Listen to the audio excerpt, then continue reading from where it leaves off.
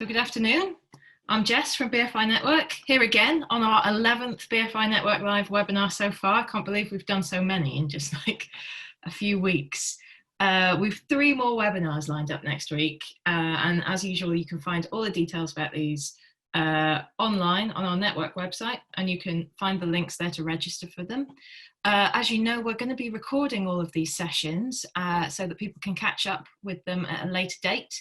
We've finalised details about where these webinar recordings are going to be hosted. They're going to be on the BFI's main YouTube channel, and we're going to be releasing a new recording every Monday. I think there's one up there already. I think it's the Desiree Akavan recording. So if you'd like to check that out, that's there, and there'll be another one on Monday. I'm not sure quite which one it's going to be yet, but worth checking in.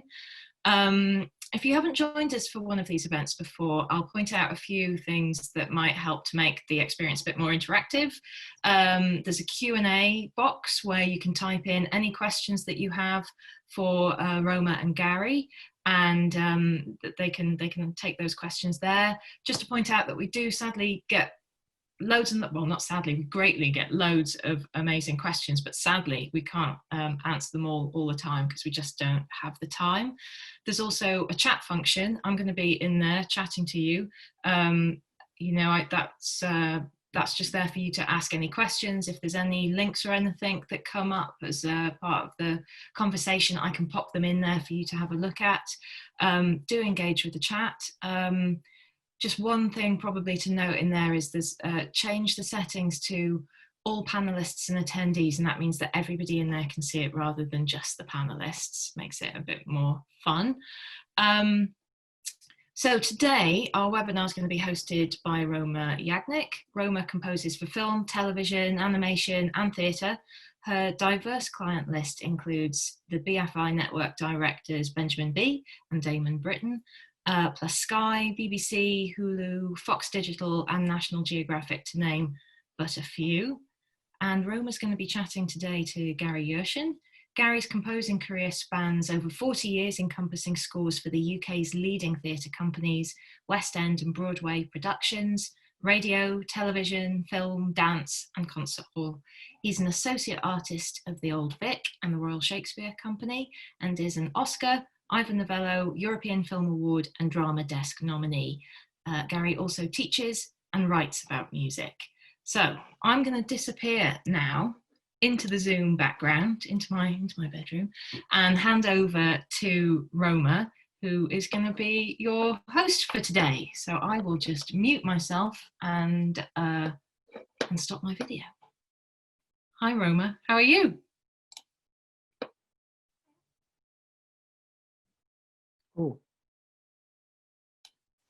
Oh, she's gone down. Oh, she's back. There we go. I'm so sorry, my internet just completely dropped out. We were just chatting about this before, weren't we? And saying, I'm sure it won't happen, it'll all be fine. Hi Roma, welcome back. Okay, so Jess, have you done the intro? I've done my intro. I've done the intro. Handing over to you now. Thank you so much. Hi everyone, sorry to disappear before we even started, and hi Gary. It's lovely to chat to you. I'm really glad to be the one to get to pick your brains, and hopefully my Q&A thing's gone now because everything collapsed. Hopefully we get some good questions in for you from everyone watching as well. But I guess I'll kick stuff off then, really. I think whoever we have watching, whether it's up and coming directors, composers, they'll all have heard your beautiful work on various projects, and it'd be great to hear from you how you got started with writing for film. Oh, with film, it was one of those little accidents. I'd been working for a very long time before I did my first film score. I did that in 2008, so I was already 54 years old, and I'd not had any ambition to write for film particularly. You know, it never really crossed my mind to go in search of it. But in 1997, I'd been the musical director on a film for Mike Leigh called Topsy-Turvy. And I then was asked by Mike to write some theatre music for him. And from that, he asked me to write what was my first film score, which was Happy Go Lucky in 2008. So I drifted into the film business really accidentally. Okay, and in terms of presumably that relationship, which is something I was wanting to talk about as well, so that's probably a good time. That relationship with Mike Leigh then has been really instrumental. Yeah, it's completely changed my life because, you know, I knew Mike's work. Anybody of my generation absolutely kind of grew up with it, you know. And so I knew of him. When the call came to meet him for the MD job on Topsy-Turvy, it was very nice, and I got it, and that was astonishing. And what happened on Topsy-Turvy was that I kind of went to film school because I worked on all stages of production. I worked on pre-production with casting and so on, and then rehearsal. Mike does extensive rehearsal. I was with him for 6 months on the rehearsal period. Then the shoot, I was in and out of the shoot, and then I was in and out of post-production. So I was on the project for 18 months, 9 months full time, and then another 9 months on, you know, either side of it. And I felt as though I should graduate with a certificate after that. It was such an amazing experience. I was part of all these meetings, and I met costume designer and production designer and cinematographer, and I even had a small, tiny part in it as well. So I got to meet makeup, and I got to do all that. And it was the most wonderful thing to have done. And then when you work as a composer with Mike, it's just like joining this huge family. And yeah, so it made a huge difference. And suddenly, because it was film, I got noticed a little bit, because film reaches these huge audiences, which theatre doesn't really do. So I suddenly got a bit of recognition rather late in my life, but it's a very tiny bit. And in terms of you talked about the amount of time being like huge amount of time really, in comparison to some features now and how long composers have to work on them. With Topsy-Turvy, is that something that's followed with all of the films you've done with Mike Leigh, or does it differ from project to project? It does differ, but I mean, for example, on Mr. Turner and Peterloo, which are both period films, I was involved in the rehearsal process because sometimes there was on-screen music, you know, so-called diegetic music. I was involved in that.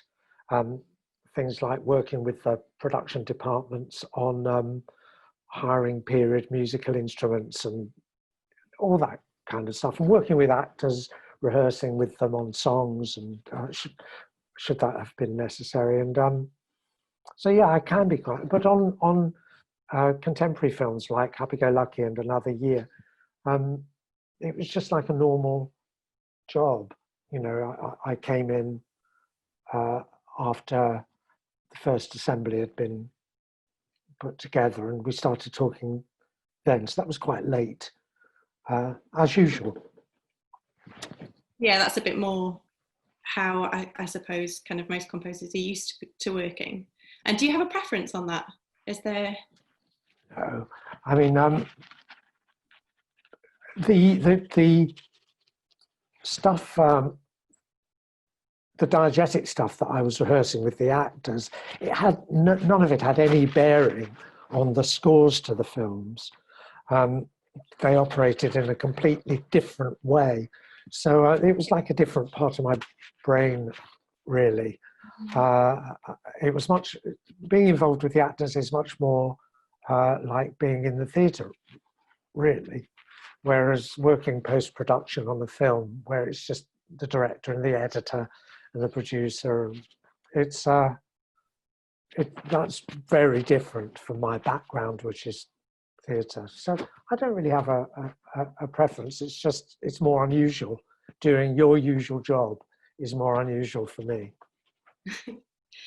And in terms of the kind of getting music performed and recorded and mixing, all of that kind of side of stuff, can you tell us a bit about how much you're involved in various parts of that? Kind of which things you like to do yourself, whether you ever work with teams or assistants or anything like that? I've not had an assistant. In fact, it's only very recently, for the first time, I had an assistant on a theatre job. Because for various boring reasons, I wasn't going to be there when the thing opened to the public.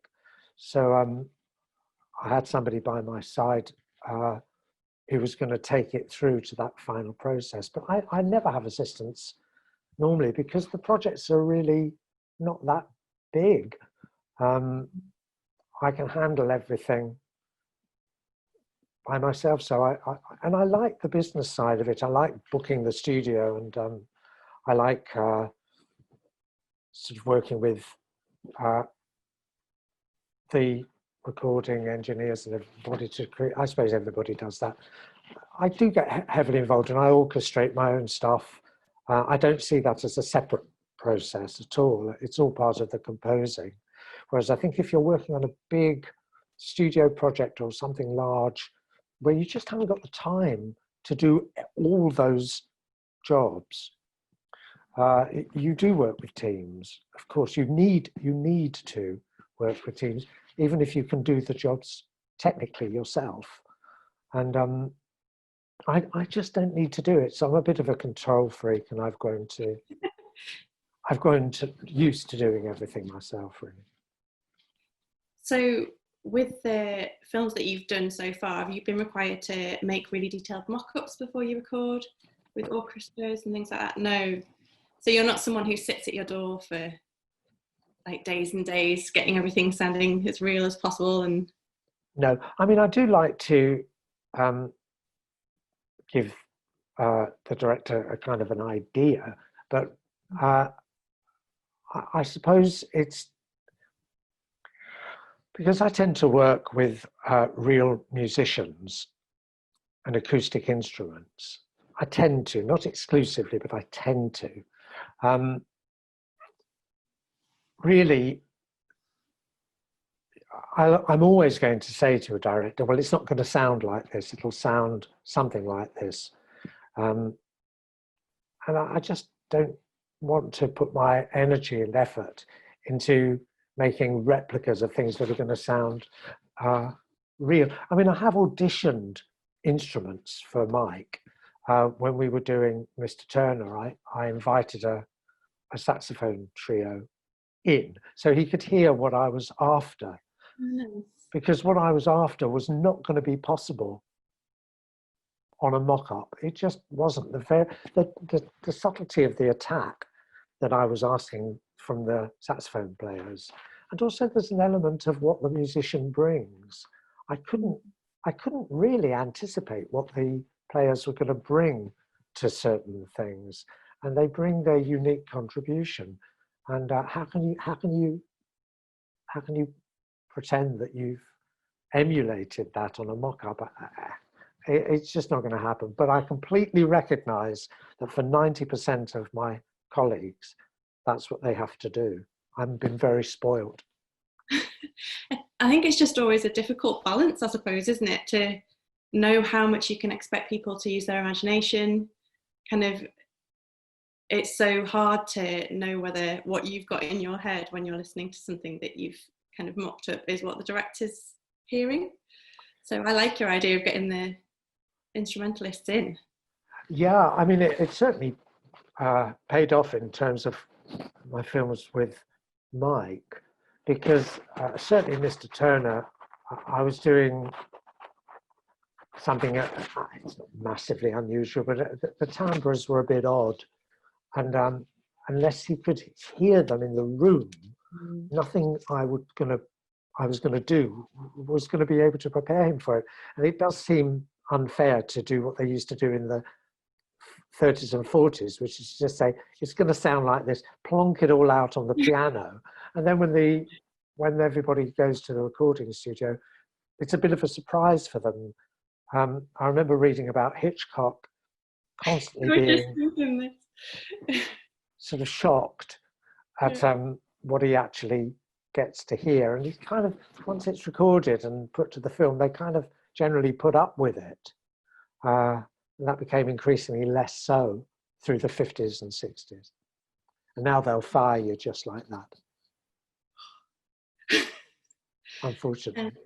Yeah, unfortunately. And just while we're on the topic of working with instrumentalists, have you got any kind of stories or tips or anything like that about working with orchestras, working with ensembles? When I did my first film, which was Happy Go Lucky, the first thing I did, since I didn't want to conduct, I wanted to be in the booth. There's such a difference between being on the floor with the musicians and being in the booth with the recording engineer. I wanted to be back there and not have to worry about being on the floor. I asked a composer conductor colleague of mine, Terry Davis, who's massively experienced in film conducting, to basically hold my hand through this whole process. And Terry was, again, it was like the best possible guide. And through Terry, I became acquainted with Isabel Griffiths, who's a fixer. She's one of the top UK hirers of musicians for film sessions. And Isabel just took one look at me, sized me up as a person, and hired the musicians that she thought were going to get on with me. And she was completely right. She's amazing. It's a kind of psychological process. It's because for somebody like me, the temperature of the room needs to be very friendly. Some composers don't mind if it's, or they have to have it very kind of disciplined and regimented, because they've got a huge score with very little time. So they're pushed into situations where they inevitably have to be more distant from the musicians, whereas I'm in and out quite a lot, and my ensembles tend to be, you know, at the most, they're less than 20, and generally about 5, you know, I mean, it's quite small. If you've got a friendly bunch of people in the room, then that's great. And if you have the time to learn who they are and to be able to acquaint yourself with them, they'll want to work for you, and they'll contribute in a very proactive and incisive way. And that's been my experience in theatre, and I just took that through into the film world. I don't think that's a great revelation. It's just the way it is. If you can keep everybody, if you can keep it friendly, then it's helpful. Yeah, oh, that is really useful to hear, and it's nice to hear you say about being in the booth as well. So I've certainly felt like a bit of pressure of like, should I be conducting? Like, is it okay that I'd rather be like listening and making sure kind of things sound the way that they should when they're coming through? So that's a good bit of validation. Yeah, I mean, I'm a lousy conductor. You know, I always have been. I've done it, and it's true. I mean, what happens is, I think, I don't think that a conductor can be completely in it without having done massive amount of preparation. And I just, because I'm so busy writing, I just don't have the time to assimilate all the stuff in preparation for beating, and I just don't do enough of it to be experienced with it, as well as all the business of coordinating and hitting points and doing all this kind of thing. you've got to be really good at it, and Terry is brilliant. Why not just let him do it? And he's great. I suppose there's something to be said as well for if whichever orchestra or ensemble you're working with usually works with a conductor, there's a lot to be said for that relationship that they have. Yeah, no, making that's sure a very, on that. yeah, no, that's a really good point. I mean, and that's true if you're working with established ensembles. You know, I mean, if you're getting the Philharmonia or the London Symphony Orchestra or the New York Philharmonic, or if you're lucky enough to get these established orchestras, or the London Concert Orchestra or the City of anything like that, which is an established ensemble, they do a lot of work for you. They're so used to balancing and playing with each other, that could save you a lot of work. Yeah, and there's so little time for them to actually record. Inevitably. Oh, we've got some questions coming through. Oh, absolutely. Yeah. Okay, so James Hughes wants to know, what are your feelings, Gary, about receiving projects with temp music? Is it a useful guideline, or do you prefer a creative brief on the music needed? Well, I won't listen to temp. I won't do it. That's just me, and it may explain why I don't do a lot of films. But Mike Leigh doesn't need temp, doesn't bother with it.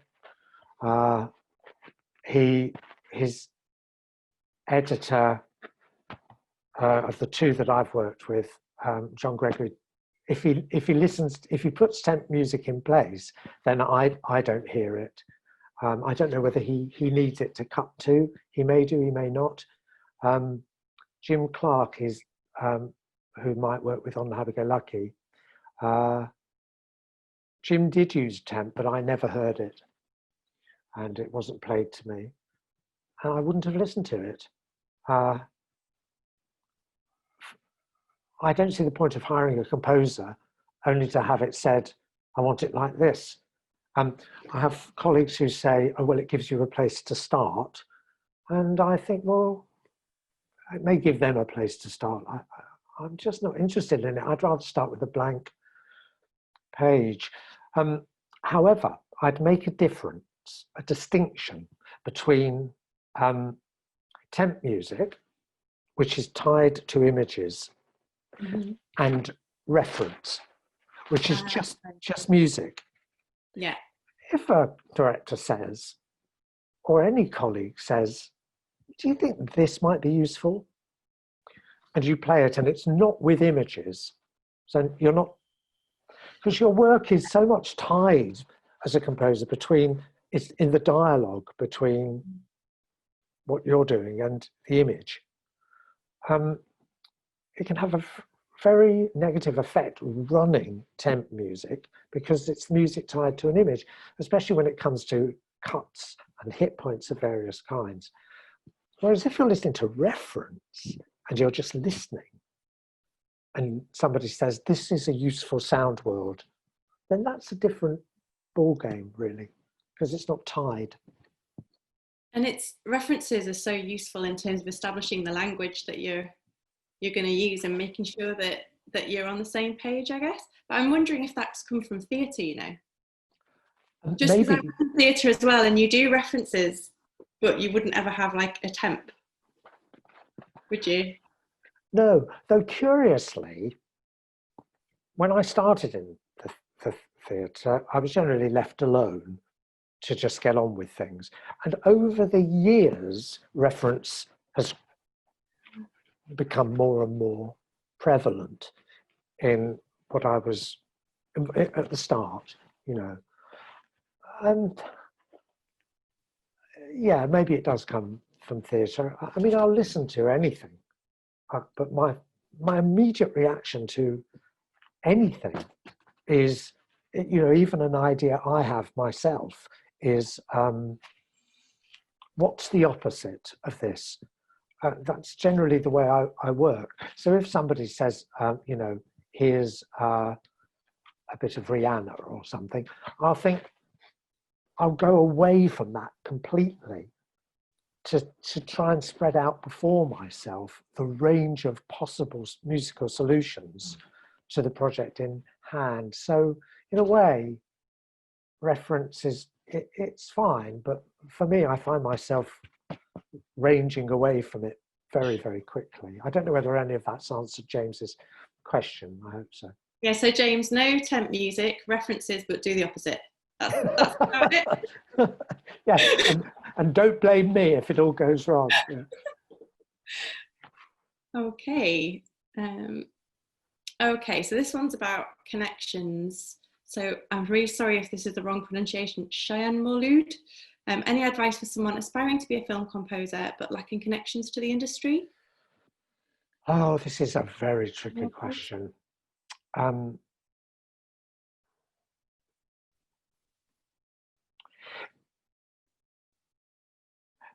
You've raised, the key word for me in your question there is industry. The film industry, for me, is anything to do with studio backing. And when I say studio, I mean big money, and feature films, Hollywood, although they could be made here, but they're aiming for the largest possible audience, and that to me is the industry. And it's very laudable. I've got no criticism of it. I've never worked in it. I've got no idea how it operates. Lots of my colleagues, friends do work in it. And if that's what you want to go into and you don't have any contacts, then I'm probably not a good person to answer this question, because I didn't come in that way. But independent cinema, which generally feeds that industry, I mean, I'll give you a good example. I was talking a couple of weeks ago to the director, David Yates. David Yates is the guy who directed the last 4 Harry Potter films and is handling the Fantastic Beasts franchise when that starts filming again. And David Yates is a British film director who started out, worked his way up through, television and suddenly got this. He'd made a couple of independent movies, very small budget, and he suddenly, out of nowhere, got this, because people had been watching his television work, which had been quite distinguished. They took a punt on him, and suddenly he was in the most mega end of the film industry, directing, I think, the 3rd or 4th Harry Potter film. And you think, good Lord, that could just happen to anybody. But the key issue is that he'd been working in the independent sector as a filmmaker. And that, to a large extent, feeds the industry end of things. So I wouldn't despair of getting into the industry end of the industry. And it's much easier to make contacts with independent filmmakers. There are various contacts, web pages. I'm sure the BFI network will facilitate any questions you have about that. There are always places you can go to make independent films. And I would just get stuck into the independent sector. And if all out, just make a film, make a short, something, get started, go through independent channels to get it done. Don't be put off by the notion of the industry. The industry is not the be all and end all of filmmaking. It's one sort of avenue of filmmaking. Good advice. And I think whenever you hear like high profile composers talk about how they got started, it's usually been that they've worked with their peers From the people I've heard talk about this anyway, like David Arnold was talking the other day on Michael Price's Composer Coffee Break about how his big break came when he was, I think, 20, and he met a young filmmaker and they made films together. And then that relationship, they continued that. And then when the director got kind of a higher profile project, he took him with him. So I guess that proves your point, that kind of getting in with independent filmmakers. And I would also add this, that if you could make music in any area, think of Johnny Greenwood. There is Johnny Greenwood doing these wonderful film scores for Paul Thomas Anderson, and so on. I mean, he was in a band that was massively successful. And as a result of being in that band that was massively successful, he was invited to write film scores. Now, would Johnny Greenwood have gone into writing film scores if he hadn't come through that route? I mean, I don't know, we'll never know. But he made his mark as an independent, as a musician in another sphere, and came into the film world. So, you know, the film will grab what's good and take it in. Film music is music from any sphere that's used in a film. So if you make music in any sphere, you could find yourself suddenly in the film industry. That's happened a lot to a lot of people. Sarah Playford has a good question for you. Sarah Playford. Do you like to have directors with you at recording sessions, particularly at the demo stage you mentioned, where you're trying to explain or show them the sound that you're going for? Might it allow you to experiment with the sound together? Yeah, very good point. Directors are good people to have around, especially the directors I've worked with. And I like getting them involved, really, to the extent that they probably want to know less rather than more, because I like to, I mean, especially if I'm going off in a funny direction, I like to have them sitting here by my side, working on the stuff with me. It's good to get them involved, I think, especially when you talk about why the music is in the film at all. Because if you're having trouble finding the idiom of the music, you know, what people call the style or whatever it is, then it might well be because it's not meant to be there. It could well be that you're not meant to have a music here. So I would say get them involved, and I do like to have them at any stage of the process, but it's them, the director, I want. I don't want to have 75 producers, and you know, working with Mike, I don't get that. I think, you know, a friend of mine is scoring a movie at the moment. He's having a nightmare. The director wants one thing, the producer wants another thing. The director and the producer aren't really talking anyway, and the composer's in the middle. I mean, it's just dreadful. He doesn't know which way to turn, and that's not an uncommon situation.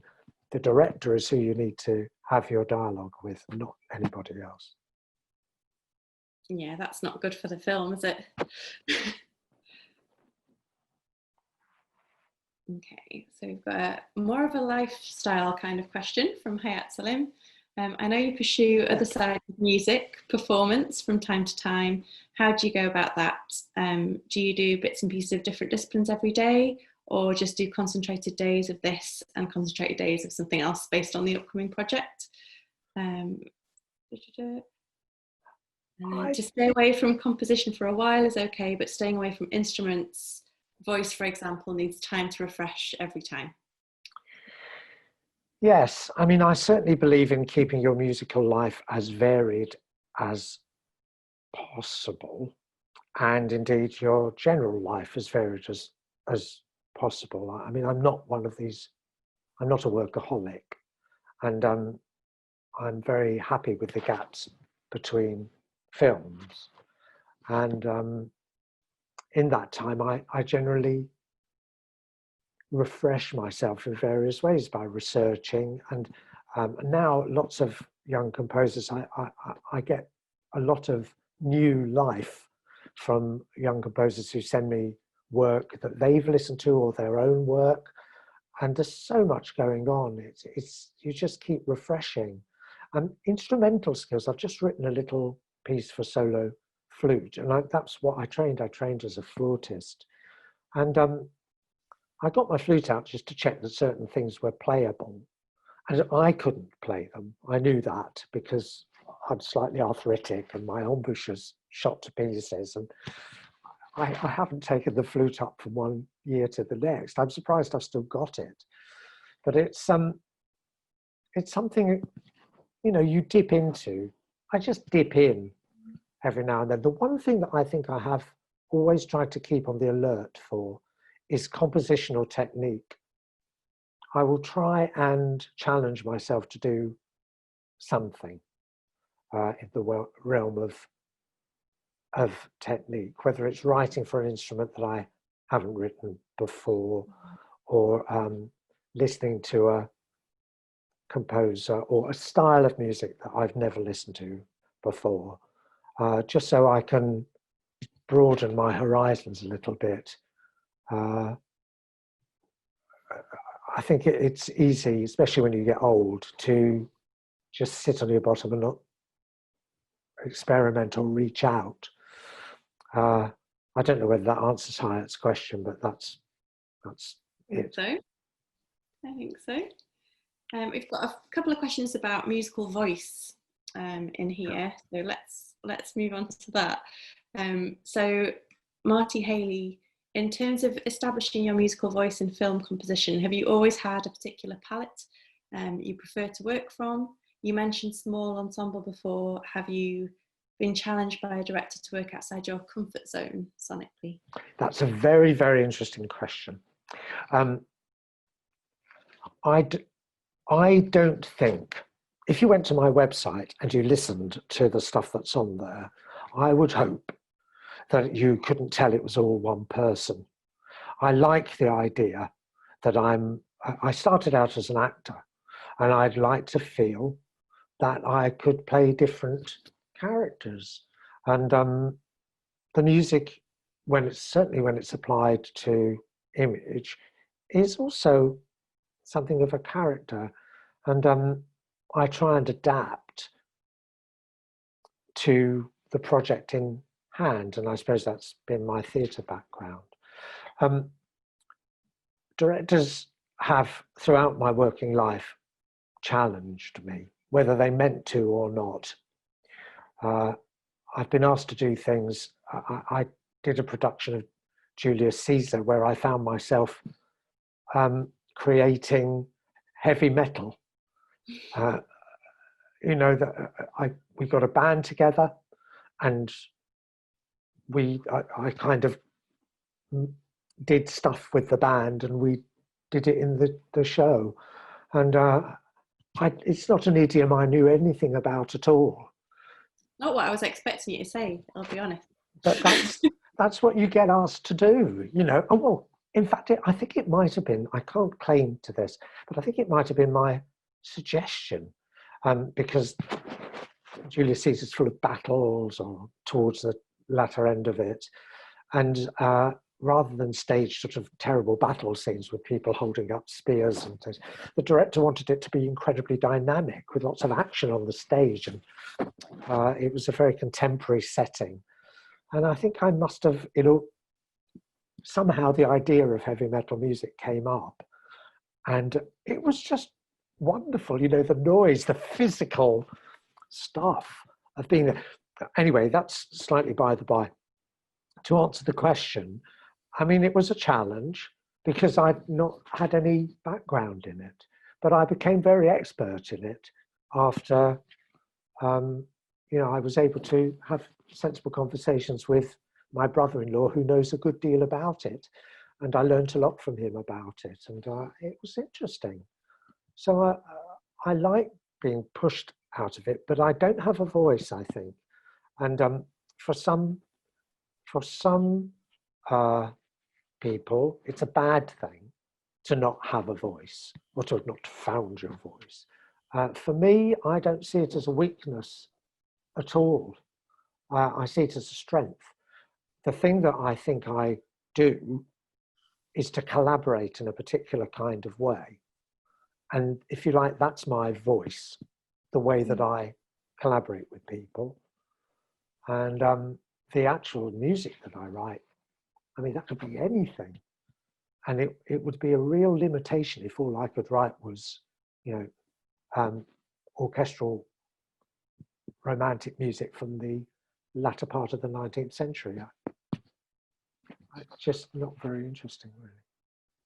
It's a refreshing thing, I think, to hear you say, because when you're starting out and you look for as much stuff to read about how you can maximize your chances of getting work, be the best composer you can be, everything always says find your niche, find your voice, find your thing that you do. They're talking about the industry, aren't they?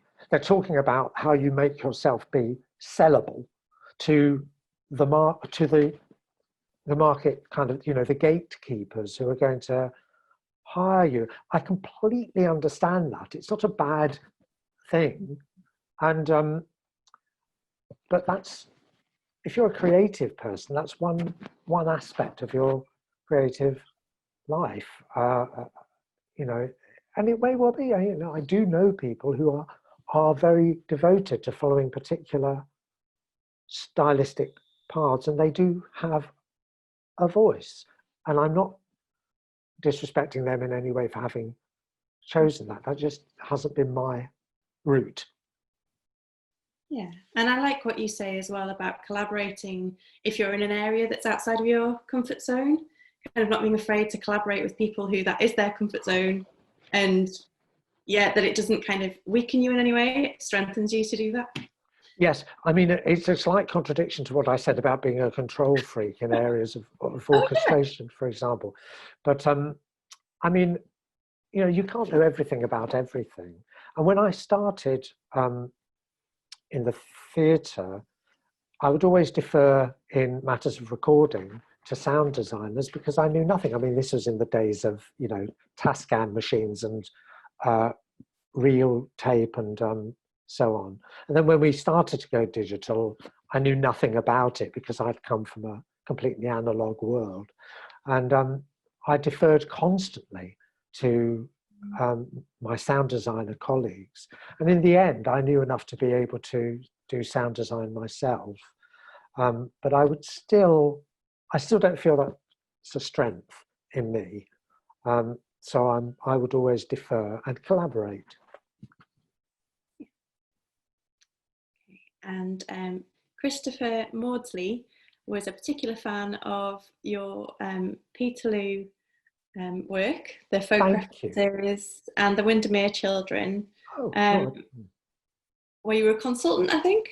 I was just a consultant, yeah. Christopher wanted to ask about your process of developing themes and motifs, and particularly, I think he's enjoyed how you've evoked English countryside, memories of home, multiple characters, and the dramatic narrative itself.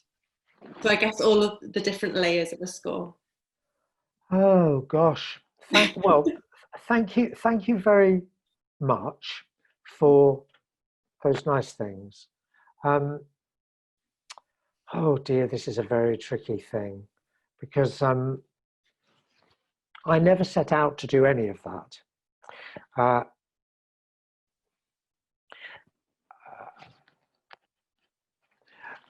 I start from what's the music for in the film? Why is this cue here? What's it doing? And if the music is there to simply amplify something that's already on the screen, then I tend to be rather suspicious of it because the actors, the mise en scène, the cinematographer, the production designer, the costume designer, they've all been doing their work. And if certain things are already clear, then what's the point of me adding to it? It's like making the audience be idiots. If there's tension on screen between characters, do you need me to go? I don't think you do. There has to be some other reason. So if I'm doing a job of inflecting this or helping with that, that comes out of the spotting process with the director. And it's not because I necessarily have set out on a path to do this or that. And in the case of, for example, the countryside, I suppose, oh, this is a difficult one. I suppose that, let's take Peterloo, for example. I mean, there is a kind of folk songy aspect to the score. There's no doubt about that. That's because at a certain point, a character sings something in what we would call a folk song style. And I use that in the rest of what score there is in the film. But I don't think I set out to do rustic music in any way. I mean, the ensemble for Peterloo contains a vibraphone, which isn't, you know, it's not what you usually associate, is it? No. So if I've achieved a feeling of a folk song or a rustic quality to it, it has to be offset against the fact that almost every cue in the film has a vibraphone in it. So perhaps I'm very grateful that the music has been received well, and that's all. I guess that's all. I have a terrible feeling I haven't answered this question properly, but I've done my best. You have. I mean, and you're not. It seems like you wouldn't head into a project and go, "I'll write a suite of character themes, one for each main character." It seems like that's not your working process, which is, I think, was one of the things that was. Oh, okay. No, I mean,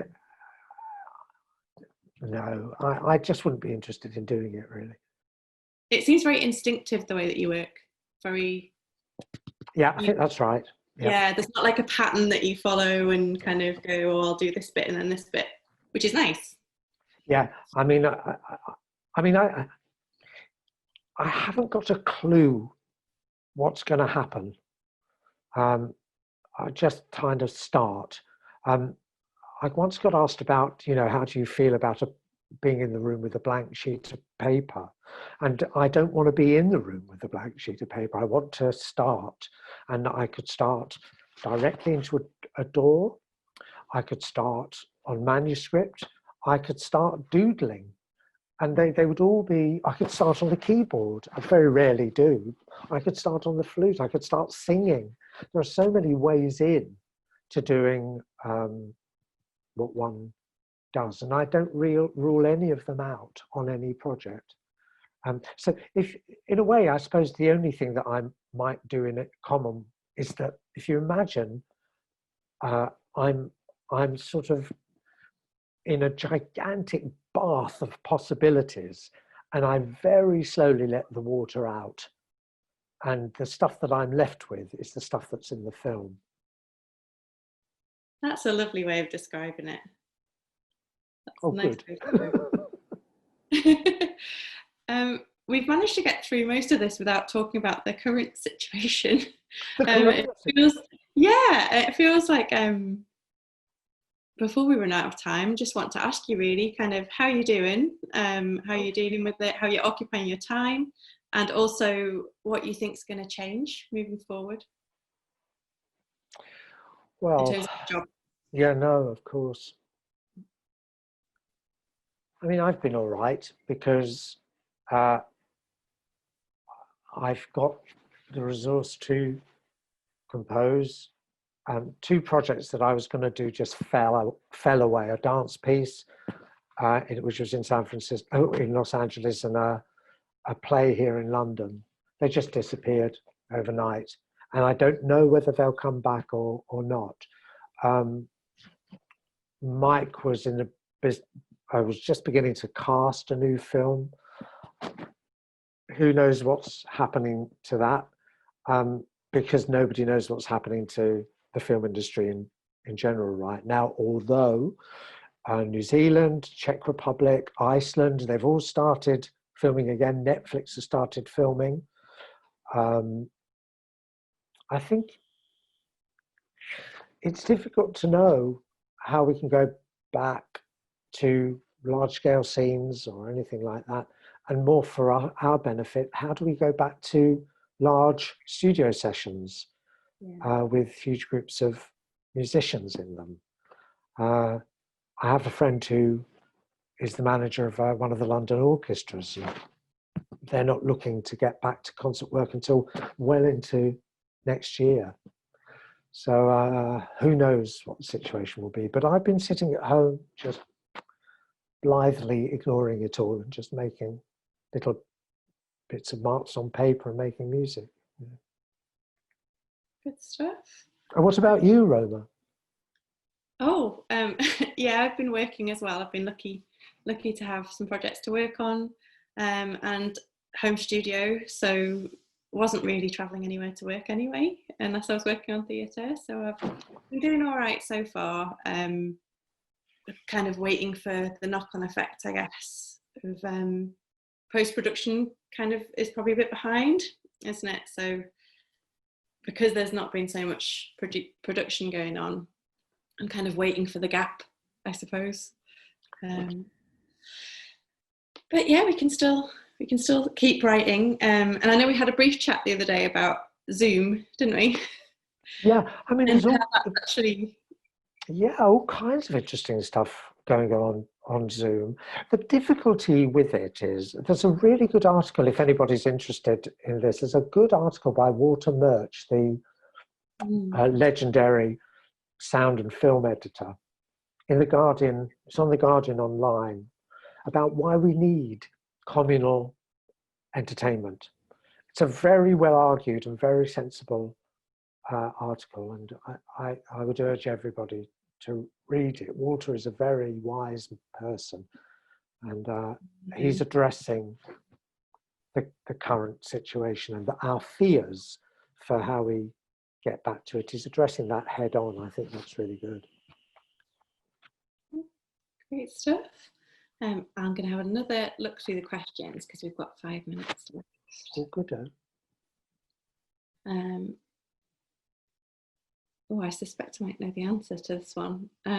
So when you are looking for inspiration ideas for new film score, do you ever listen to other soundtracks besides the reference given, or concert music? Or do you literally start with a fresh mind? If it's just left to me, if somebody hasn't said, you need to listen to this, please, for reference, then I'll just start. I'm terribly arrogant in that way. I assume that if they hired me, they want me to come up with some ideas. So I tend not to listen to reference unless I've been asked to listen to something specifically. And the likelihood is I'll write something down or hum something, and I'll say, well, no, I want to do the opposite of that. But the fact is that just anything you do brings a multitude of other stuff into being. Yeah. Just by doing it, you'll have a reaction to that. So I don't ever have writer's block or anything like that, because any action you take will lead to a myriad of other actions and reactions.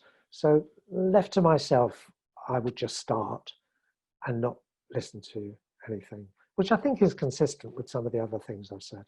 Yeah, absolutely. And we've got a director asking for some advice here. So Timi Ajani. How best can directors who may not be so musically inclined give feedback and criticism without sounding like they're telling the composer how to do their job?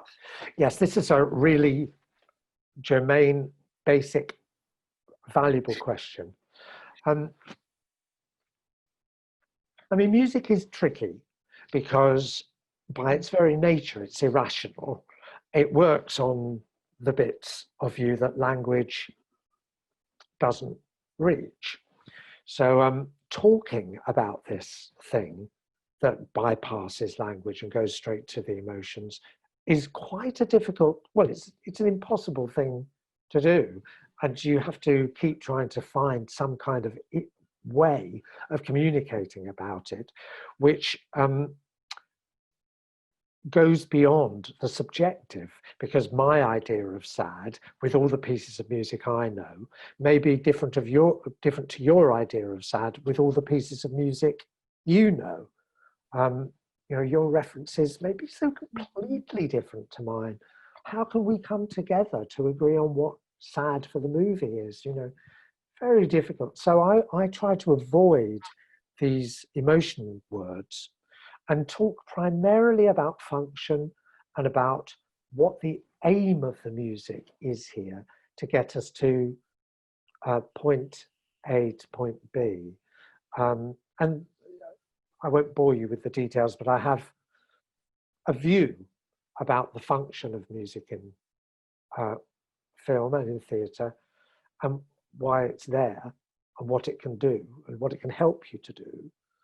So that's function. I think it's good for directors to be able to say it's a transition, it's a transformation, it's framing this action from when the actor does this to when the actor does that. This needs to be raised in some kind of way, in a poetic way, so that it enables us to, so you can see the kind of functions that I think it has. Now, that's one set of things. That's function. There's this other set of things called content. And on the whole, I would leave that to the composer, because the composer will guide the feeling. As long as you agree on what the function is, and what the music is there for, then I think you can avoid a lot of sort of dead-end conversations about, well, this isn't quite what I had in mind when I listened to the Joni Mitchell album that I thought went very well with this. And if you've hired a composer, trust your composer. That's what I would say, just as a director, but you must agree on the function. And as the director, it's your call to say, music starts here and it needs to lift this section towards the romantic. It needs to make you love these people a bit more, or it's from this character's point of view, and I want the audience to be put in that person's point of view. You see, they're all kind of very practical and functional things, and then you don't have to get knotted in complicated stuff about major and minor and the last album you bought. Yeah, so it's about the groundwork, I suppose, is one of the things you're saying there, where to avoid the bit where the director's feeding back and giving criticism in a way that's making them uncomfortable, there's an understanding and communication initially that makes it clear for everyone, kind of. Yes, and the more thorough that is, and the less emotional it is, the more it's couched in terms of, this is what I think the music's doing here. What's the action of the music? And you could be talking about the effect of the music on the audience, I suppose. But it's better to think, I think, in terms of, this is going to help us move the audience from feeling that this is an everyday moment to do with pots and pans, and the music starts and suddenly you're poeticizing it, and you know, you're suddenly in the character's world, just to give an example. Nice. Well, Gary, we've run out of time. Well, I have to say, if there's any questions I haven't answered that people want me to answer, then if you just contact Jess, and she could pass them on to me. And I'm sure that's true for Roma as well. Yes, absolutely. Great. Well, thank you so much, Gary, and thanks everyone for watching.